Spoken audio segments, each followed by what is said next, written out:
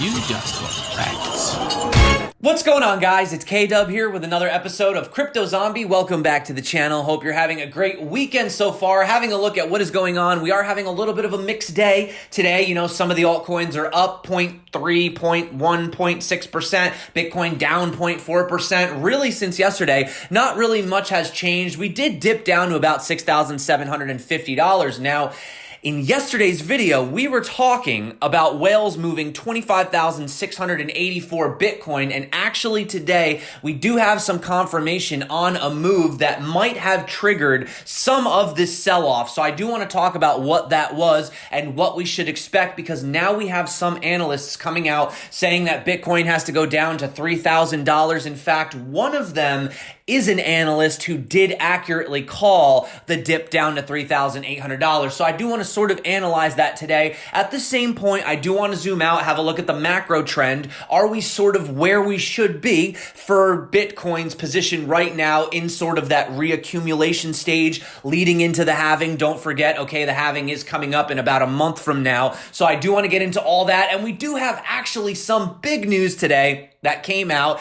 It's something we've been waiting for quite some time, and today is the day, and we're going to get into that. So we do have some positive news, we have a little bit of negative news, and we also do have a Bitcoin transaction for $1.1 billion, which we're going to get into in just a bit. And if all that sounds good to you, well, you know what to do. If you are not subscribed to the Crypto Zombie channel, well, do consider it. We do this for the most part every single day. And without further ado, let's dive directly into the chart. So you can see right here, we did in fact fall out of this ascending wedge. We are sort of just hanging around this previous resistance right here, turn support, okay? Now, I do want to point out, yesterday we did actually have a lot of Bitcoin on the move. And if we have a look right here, there was 1,000 Bitcoin that were deposited onto Huobi. And you notice that literally minutes afterwards, Bitcoin did in fact have a major move. So it does look like we did have some whale investors that were looking to actually sell yesterday, and we did see that reflected in the chart. Now, before you freak out and go, that's it,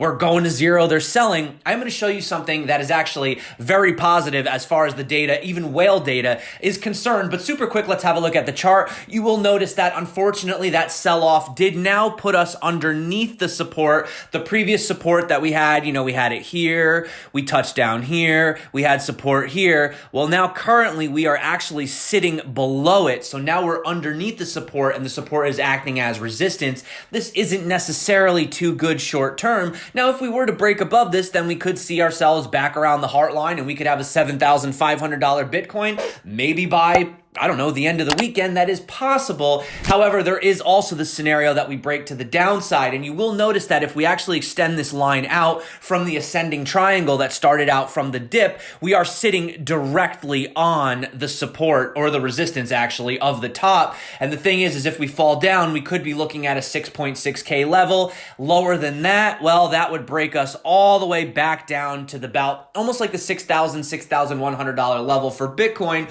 Would I become bearish? Not necessarily. We would still be putting in a higher low. That would be higher than this low back here. So on a short-term time frame, that wouldn't be too bad for Bitcoin. Now, having a look at Crypto Capo, or Crypto Capo. Now, keep in mind, this guy, he did actually predict the $3,800 dip. He says this time it's different, right? Obviously a bit of sarcasm, and he's sort of pointing out all these run-ups that Bitcoin had.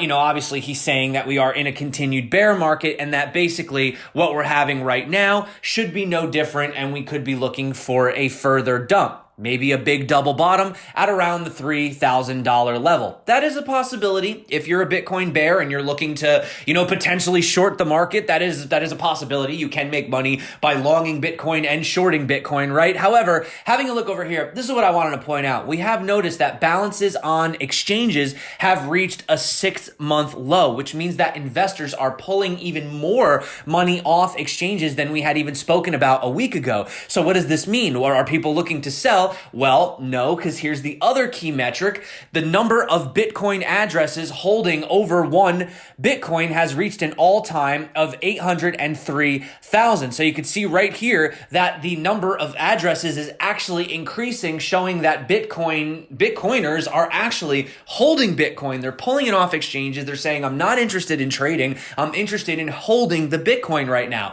Now, maybe they're excited about the upcoming Bitcoin halving, which is literally in about a month from today. So that could be one thing. I mean, having a look at this chart, obviously Bitcoin inflation versus time, where would you want to hedge your bets, right? But I know what a lot of people are saying. Yeah, we've been hearing about this for quite some time, but the Bitcoin price has been doing nothing but going straight down, not really straight down, but basically down since the all-time high of 20K in 2017. It's 3 years later. What is going on? Well, let me just point something out real quick, okay? So we were discussing basically gold having this amazing run-up, right? Gold is literally acting as the store of value.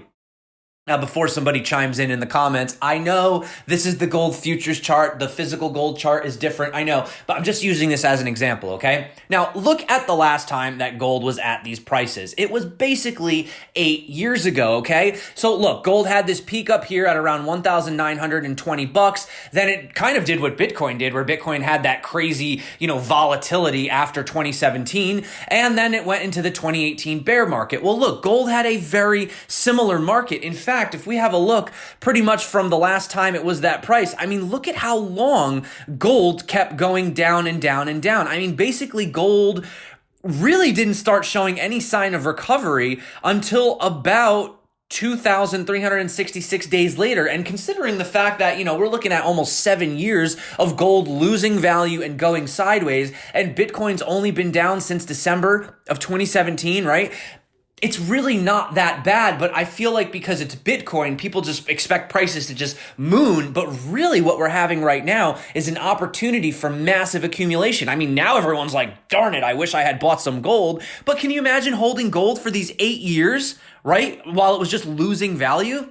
That's what I'm trying to say. Hindsight is 2020, and people can definitely get super impatient when it comes to these assets. But if you do believe in Bitcoin long term, the way that I believe in Bitcoin long term, then really this is just a blessing in disguise. And yeah, I mean, if you're looking at dollar cost average, now is the time to do it. Obviously, if you are looking to short Bitcoin, you can do that, obviously, over on some exchanges such as Bybit and other leverage trading platforms. But I mean, you could also just take this opportunity to hodl Bitcoin and accumulate, right? If you do believe in it long term. I mean, actually, if we have a look at this right here, pretty much just looking at the bull bear cycle, I've gone over this a few times on the channel, but right now we are in what is considered the reaccumulation stage, which is this purple box. And if you look at the previous two reaccumulation stages, they weren't that exciting, and none of them actually broke the previous all-time highs. I mean, look back here when we had the high in the previous basically bull market back just before 2014 at the end of 2013. We didn't actually see those levels again until 2017. Actually, not until sort of the second quarter of 2017. So we had to wait that many years until we saw the price reach that high again. So imagine all the people in the previous cycle saying, well, this isn't worth it. Bitcoin's going to zero, whatever. Well, look where we are now, guys. We're exactly where we should be. I mean, if you look at the stock to flow ratio, obviously you realize that Bitcoin is basically just being Bitcoin, right? Now, one other thing I want to point out is not just the fact about the price and all that other stuff, but we had over here 161,500 Bitcoin. Essentially, that was about $1.1 billion. And look at the fee right here, 0.001 Bitcoin. Now, if we actually copy that and put it into the Bitcoin price right now, look at this, guys. You had $1 billion worth of Bitcoin moved for 69 cents. So forget that it's Bitcoin. Just in general, where can you move $1.1 billion on the most secure network on planet Earth for less than 70 cents? Now, I know there's maybe some other cryptocurrencies that are faster, whatever, but they're not as secure as the Bitcoin blockchain. And I know people are saying, well, what about gold? Okay, try moving an ounce of gold from here across the world in under 10 minutes for 70 cents. Not going to happen. Not going to happen, guys. You're going to have to send it in the post office, right? And I mean, unless you're doing a digital transfer, but I mean, if you want to transfer the actual gold itself, well, that is one situation. So now let's talk about the big news of the day, and then let's get on out of here. So the day has finally come for institutional investors at Fidelity Digital Assets. They can now trade Bitcoin finally on US-based exchange ErisX.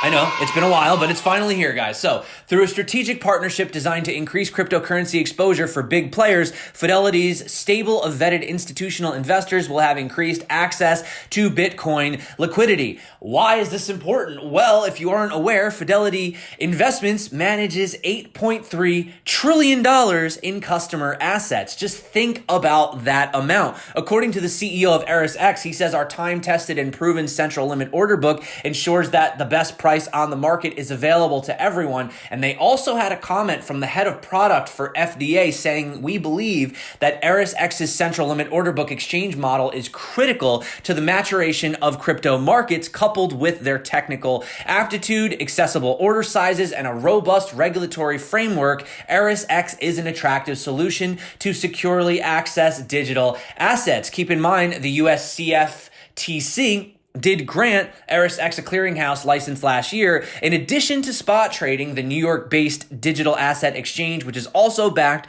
by giant brokerage firm TD Ameritrade, okay, so this is pretty legit, operates a cryptocurrency futures market. So this is big news, guys. This is going to be more sort of exposure, I guess, you know.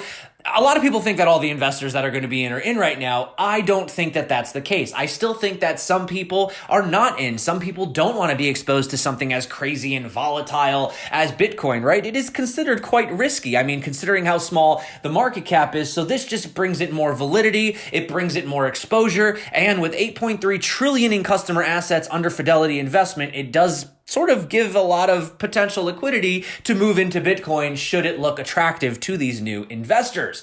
Finally, I want to end on one sort of, maybe this might, concern some of you guys out there. I know quarantine is getting kind of crazy. I know I'm going a little bit stir crazy in my house. I mean, I've been trying to go for bike rides and hikes just to kind of, get out in nature, but obviously you can't go out to any public places, which, I mean, realistically, whatever. That's another story. But anyway, we do have the IRS announcing Friday that it was launching a tool for eligible U.S. citizens and residents who don't usually file a tax return to be able to obtain the $1,200 from the government. So pretty much hours after this decision, you had good old Jack Dorsey over at Square saying you can get your $1,200 even if you didn't file a tax return in 2019. So over at Square, you can download the Cash app, and this will basically allow you to have that direct fund of the stimulus into your bank account. And this is looking like it's going to be launched on April 17th. So definitely check that out if you haven't. And yeah, I think that's it for me today, guys. So thank you so much once again for coming back to the channel. If you're not subscribed, do consider getting subscribed. We make these updates for the most part every single day. We also have a free Telegram group up here. If you're interested in joining, it's totally free. You could just hang out, talk crypto with a bunch of other like-minded individuals. And obviously, you guys know, if you do want to support the channel, I do have links below. You can sign up for Bybit. You could buy yourself a ledger. Doesn't matter to me though, guys. All I require is you to simply stop by, say hello, drop a comment, and yeah, that's good for me. So thank you so much for coming back again. You guys rock. I do love you. My name is K-Dub. This is Crypto Zombie. Until next time, stay crypto. And of course, peace out.